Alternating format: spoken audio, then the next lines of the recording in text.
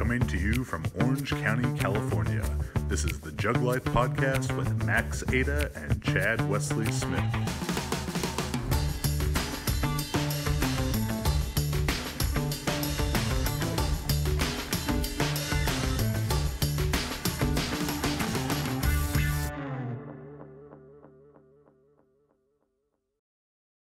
Hey everybody, Chad Wesley Smith here, bringing you another episode of the JuggLife podcast, joined as always by miraculous Max Montana and our guest today, associate head coach for the California Golden Bear Rugby team, Tom Billups. Tom, thanks for joining us. Welcome to campus, guys. Yeah. So we're here at the University of California, Berkeley. School year has just begun, which means preparation for the next hopefully championship season of Cal Rugby has just begun. So let's just go ahead and dive into it. And what is this early preparation part of things look like for the Golden Bears? Well, it's really to become operational as a team, try to get all 50 guys' noses pointed in the right direction, and then as we drill down into the various buckets, if you will, of our organization, our team, it's about establishing some technical standards, both in the locker room, in the training zone, and on the field, and just kind of really establishing how we do business as a sports team. So a couple of months ago, we got to talk with Jack Clark, head coach for Cal Rugby, about a lot of the stuff that makes up the team culture, really the incredible team culture that's made Cal so successful. 23 of the last 34 national championships, correct? Somewhere around there. I guess it's hard to keep track. I'm always looking forward to the next one, so try to earn the next one. Yeah, so if you haven't watched or listened to that episode, please go back and do that. So you serve a very unique role. Your title, associate head coach, but in addition to coaching rugby on the field, technique, strategy, all that stuff, you also serve as the strength and conditioning coach for the team. So tell us a little bit about why you guys decided to go with that route and the role you serve there. Well, in fact, I'd probably even back up another step, Chad, in the fact that I'm heavily involved in the recruiting of our student athletes. So it's really from cradle to grave, almost, if you will, in that student athlete experience. But my role is a little bit unique on this campus, in the fact that I am doing both, and it was really driven by necessity. I think this is the 15th year that I've been overseeing our strength and conditioning aspect of the program. I had a strong personal background in it because I needed to have that as a competitive player, and so when we had a turnover in strength coaches within the university strength and conditioning unit, said, well, how about you do it? And away I went. So it provides me a real unique opportunity doing both. I have to be really economical and hopefully articulate with my voice, because otherwise I'm going to sound like that teacher on the Peanuts cartoons. It's like wah, wah, wah, wah, wah, And, I consider it a real privilege to have both of those roles. It's a good challenge. And it's really something that a lot of teams lose out on the synergistic nature of how skill training, sport practice, and physical preparation need to be married. Right. But you can see, if it was a harder practice this day, and we can back things off, and where this role of like high performance director is becoming a bit more prevalent, and people are doing that. But in my background, track and field, it's almost always the same person. The throws coach also runs the lifting kind of thing. So as you look at balancing these two aspects, the two biggest aspects it takes to be a successful rugby player, the skill of your sports skill and the physical preparation, how do you guys break that up throughout the year, like different phases? Well, certainly we would within our annual plan, we would have kind of three distinct cycles, if you will, and then the goals that we're trying to achieve in those cycles. Obviously, the off season we're trying to we're trying to amass our hypertrophy and our general strength phase or phases, and then once we get them on campus, then we're going to try to convert that increased strength into some explosive power as we start to phase in the demands of the energy systems, where it's kind of like that dimmer switch where we're constantly kind of turning the lights up and down, by way of energy systems.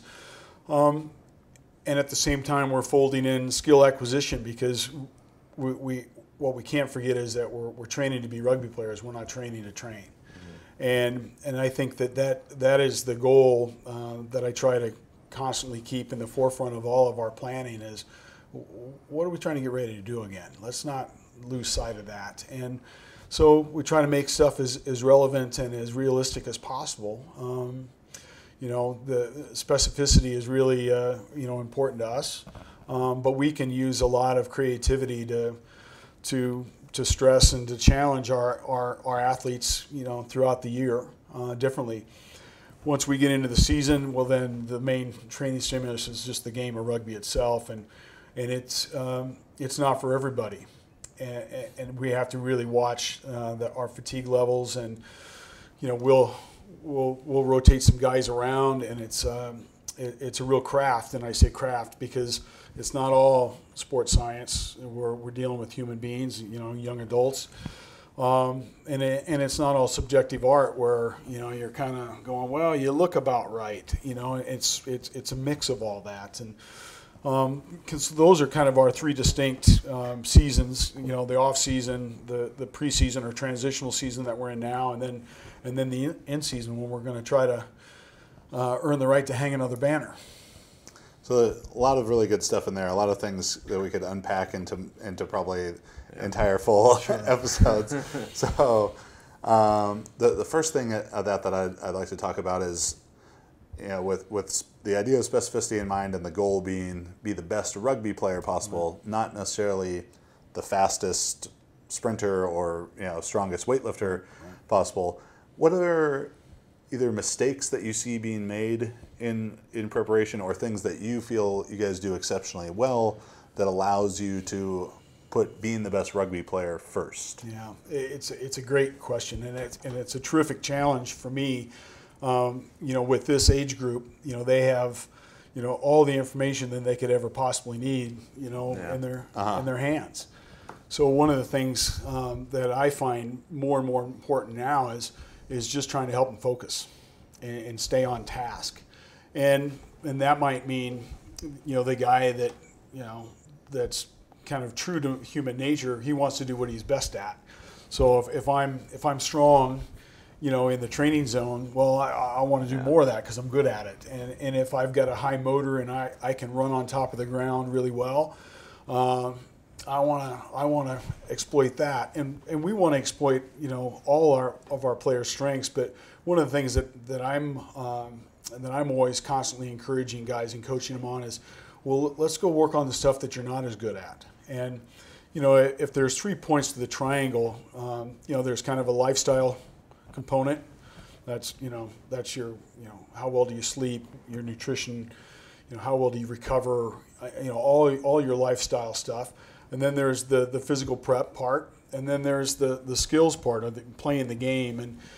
And I just try to make sure that I focus those guys on those 3 points, and everybody's got different things that they're more inclined to do.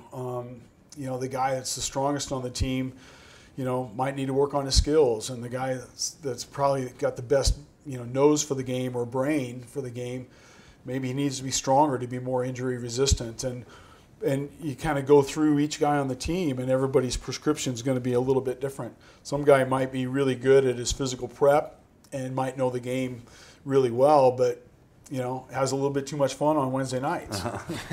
And so he's going to have a different challenge, and that means I'll have to coach him a little bit differently. So, my brother went here. He didn't play rugby, but he was a beta Theta Pi fraternity, and Coach Clark was pretty happy with himself when he told me about, he's like, I got that place shut down.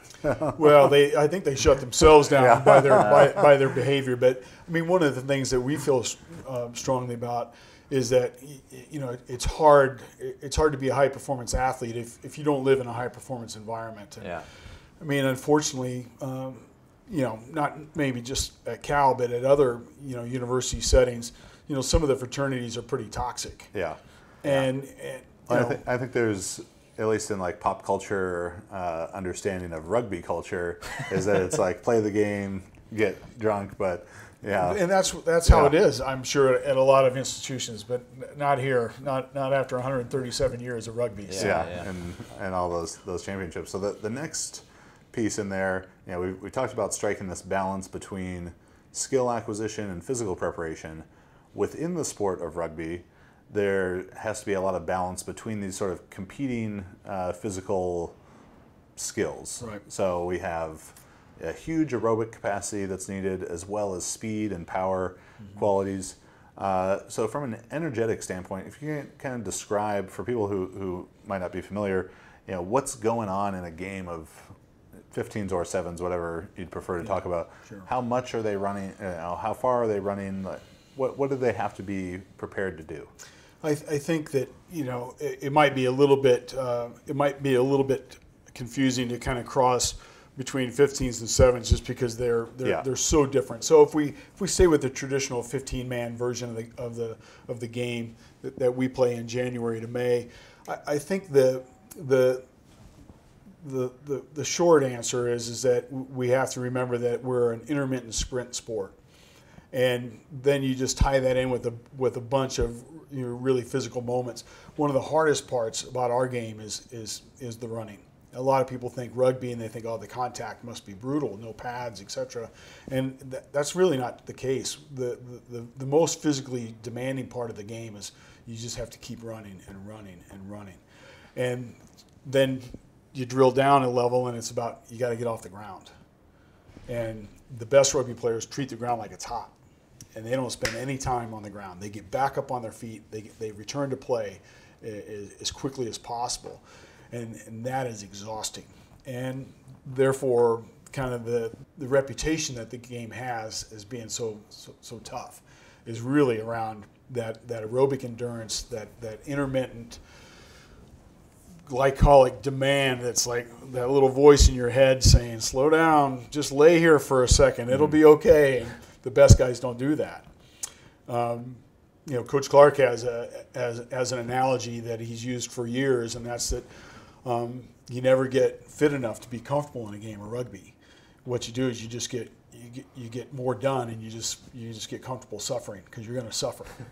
And I don't think that it's not any worse than doing a couple 2,000 meter pieces on an erg, or you pick the challenging task, and it just so happens that all of the sport of rugby is very challenging in that regard.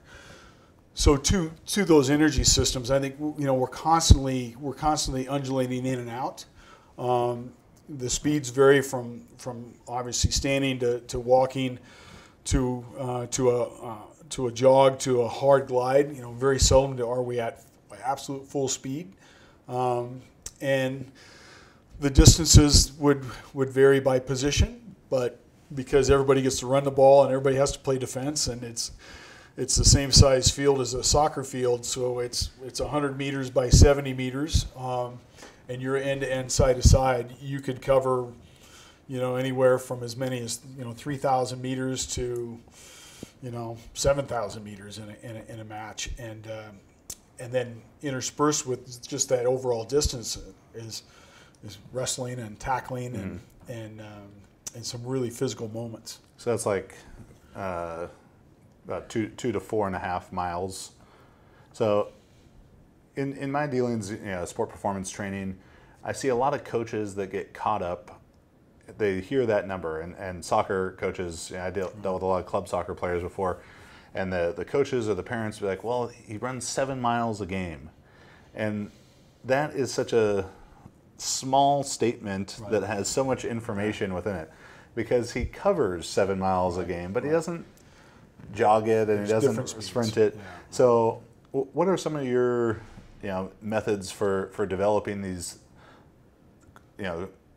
capacity at different distances? Because I remember seeing the rugby players here when I was in school, and they were out doing the long runs, and they're up in the hills, and they're obviously sprinting and doing everything in between. Yeah, I think that as the sports science has continued to evolve. I mean, the guys that are my age that played here. I mean, it was you went for a fire trail run, and now we'd say, well, there's no incline on a rugby field. A rugby field's flat. Well, the carryover was it's hard. The carryover is the resistance of running up the connector and dealing with that fatigue and that little voice in your head. And what we know now is, we'll still go up into the Berkeley Hills and run the fire trail because it's part of our tradition and our heritage.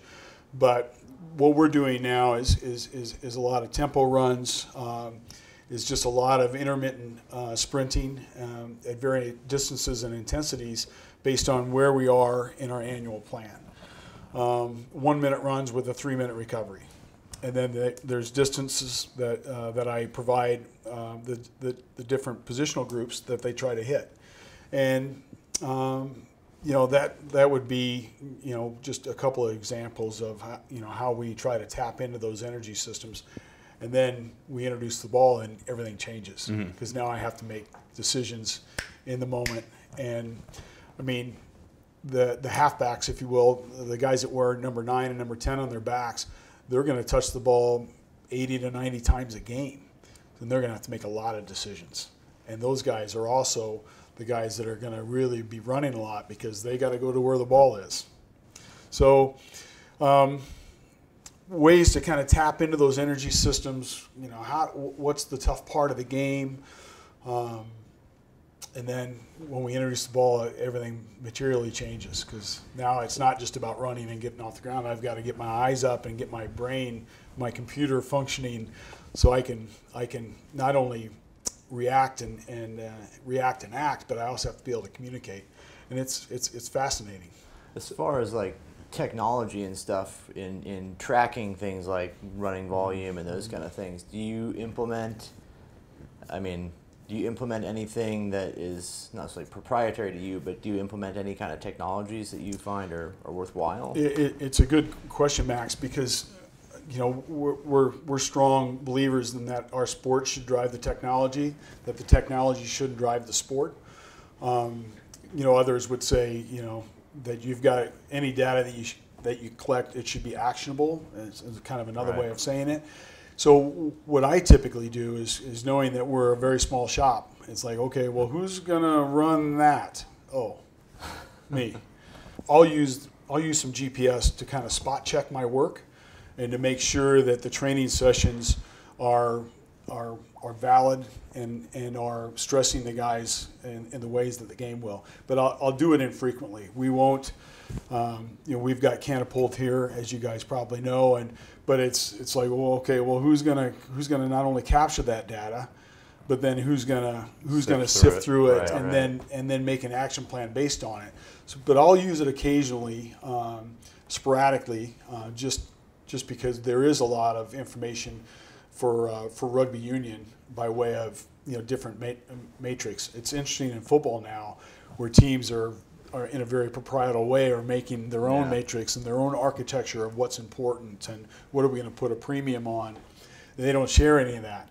So everybody's kind of in their own silos, I think, to a degree. Yeah. And I'd imagine that because you're the sport coach and strength coach, it actually probably mitigates the need for the technology quite as much. Right. Where if it's a strength coach and the performance coaches and football coaches operating separately, that data from football practice, the strength coaches need that to know exactly what happened and know what really happened. Right. But since you're involved in the practice planning, that you guys are kind of, I'm assuming, sort of periodizing practice in the same way that strength coaches are going to periodize that part of the training, which is such a simple concept, I think, but so many people miss out on it. It's like any strength coach or performance coach or whatever who wasn't applying some sort of phasic structure, periodization plan to the off season, they'd be like, oh, that guy's a fool. Right. But I think there are so many sport coaches who it's all the same all the time, or it's just very sporadic and not planned out in terms of their practice volumes and everything. You'd mentioned the erg. You guys use a lot of non-running modalities in terms of aerobic development? Yeah, we try to. As we're able, again, we have to use it in kind of subgroups because we don't have 50 of any one thing, so we're going to have to do it in smaller groups. But just to try to take some of the wear and tear off the ankles, knees, and hips. I mean, we have to run a lot for our sport, which means we have to run a lot for training, and so any opportunities that I can find to say, well, let's get on the spin bikes, and we can get really tired in there, and then just to take some of the impact off. The erg is the one of the tools of the devil, because I mean, there's nothing that creates that nauseous feeling in your gut than just to get on there and go. And we're fortunate with Scott Franzen, our new head men's crew coach. Okay, write it up for me, coach. Tell me, and I'll put some guys on the ergs, and oh man, it is miserable. Yeah, I'm personally quite renowned for my 500-meter erg capabilities. You're built for it. You guys got any fast 500 guys want to give it a go here? Oh no, not more than 500 though. Maybe even 400 for me these days. It is. It's something else. To think, that those 500-meter splits and stuff that our guys can keep those ergs cranking at. It's like, oh. You get some real appreciation. Yeah. How high do you think the transfer is in terms of being able to run for a long time in rugby between from doing ergs and bikes and everything? Yeah, I think that nothing replaces running on the field from a muscular demand standpoint, but it kind of gets back to more of a how well can you suffer? Mm-hmm. Yeah. And whatever device that it is that's challenging that athlete, to just continue to work, is probably going to have quite a bit of crossover. So obviously you can't be too specialized because you probably if I put all our guys in the pool and said, okay, we're gonna do 3,000 yards. There's going to be some flailing, and some guys aren't going to make it. So it has to have some crossover and some application. But spin bikes, Jacob's ladders, ergometers, a lot of that stuff where you don't have to have a lot of technical expertise. You just got to have some grit. I'm in, man. Particularly, I think with rugby and the guys are bigger, they're more muscular, especially you get in the props and stuff. Yeah, right. That much running yardage or meterage, it would really beat their joints up. Yeah, it can, and that's where we have to, when we get into our traditional season in early January, I mean, we're 90 minutes at the max, but we try to train at most of our activities when we're not teaching or installing something. It's a match intensity by way of speed. So we're running hard at training. From a standpoint of you having a role, obviously as a strength coach and a sport coach, what about like injuries and stuff and dealing with the rehab process? Does that facilitate that a lot for you, or do you have that kind of transferred out to? Yeah, well, I would be highly involved with our sports medicine staff. We're really fortunate enough to have a dedicated athletic trainer, and then that person has an assistant. So there's two people that should know everything about our guys medically. Right. And then you dovetail into that the team physicians and the head team physician. And we would have case conferences where we would sit around a table much like this, and we'd go through every single player. Not only would the sports medicine staff be present, but also the academic advisor. So the strength coach, the sport coach, the sports med people in the athletic training realm, and then the academic advisor. So we would look at a 360-degree view of, okay, how's Chad doing? Well, turned his ankle. He's got a high ankle sprain.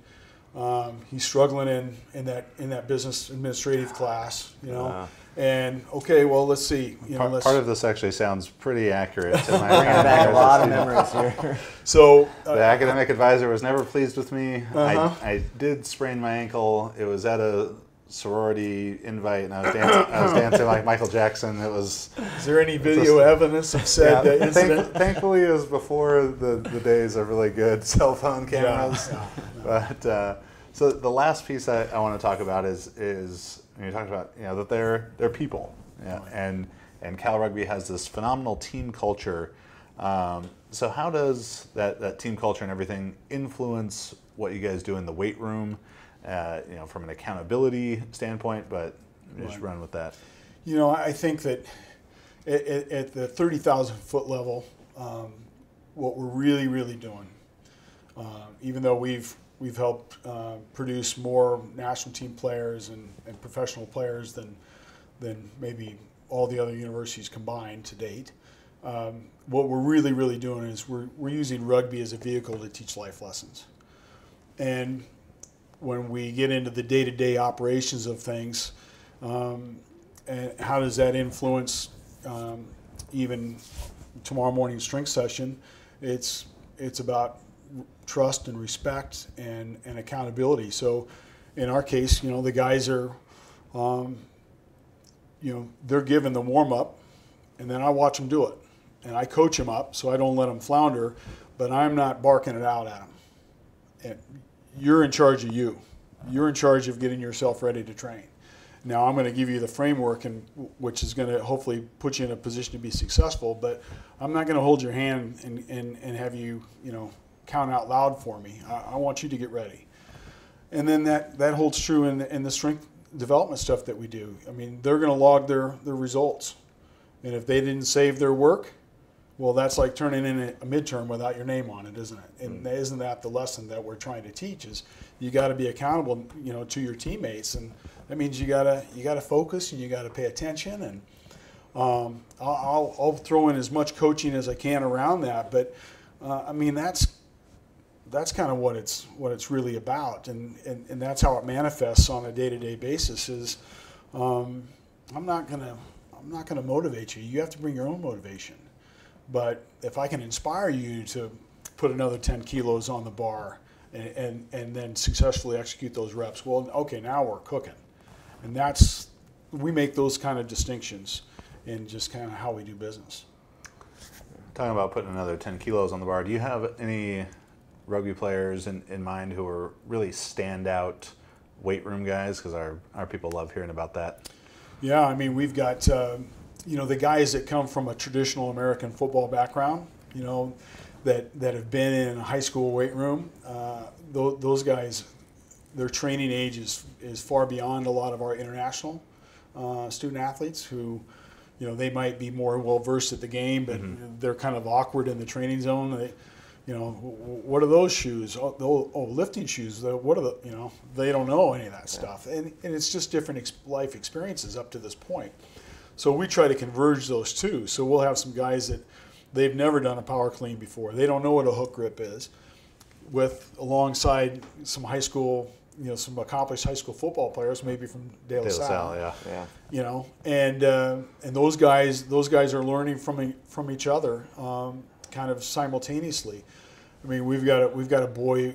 He's really comfortable 385 overhead squat, and it's like, now, he's built for that. He would have thrived back in ancient Greece, because he's got small levers or short levers, and like a Chris Biller kind of a little bit more flexible than Chris, but similar. And so that's kind of the soup is a little bit of both. But we've got some guys that it's pretty amazing that they can combine some real advanced physical strength with then being able to go out and run, like run, and it's like, wow. I mean, Eric Fry would have been one of our examples from years gone by, and he's well into his professional career now in his early 30s. But I mean, he could give you 3 reps at 340 pounds on a bench, and then go out and run a 1,000-meter shuttle in 3 minutes and 30 seconds at 250 pounds. It's like, whoa. Damn. I mean, the real convergence of, having some physical mass, but then being able to run. And a lot of it was he was okay suffering. I mean, he was miserable, but he could do it. What about the Cal Rugby calf training program? Because there's one thing between you, Coach Clark, and Coach McDonald that I've seen. Cal Rugby makes you have huge calves. Well, how are those all coming about? Don't buy any crew socks because they're not going to stay up. Yeah. No, I mean it's about running and being big and running a lot. I mean, we can talk about triple extension and man, are we really activating our posterior chains? But that's not the case. Yeah. It's we picked our parents in a funny way, maybe. Yeah.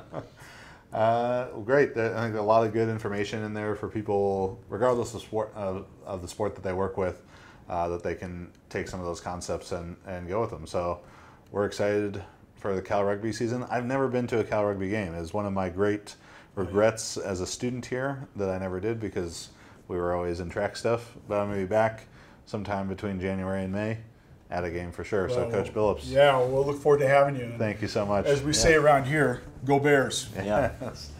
Max, where can they find you? You can find me on Instagram, Max_Ada, or Facebook, or you can email me at max@jtsstrength.com. And if you're interested in online coaching, powerlifting, weightlifting, super total, strongman, or power building, visit juggernautcoaching.com for all of that. Subscribe to the YouTube, leave us a 5-star review on the podcast, tell a friend about it, all that good stuff. You can find it on YouTube, iTunes, Spotify, Stitcher, iHeartRadio, and thejugglife.com. I'm Chad Wesley Smith, at Chad Wesley Smith, and at Juggernaut Training on Facebook and Instagram. See you next week, and go Bears. Go Bears.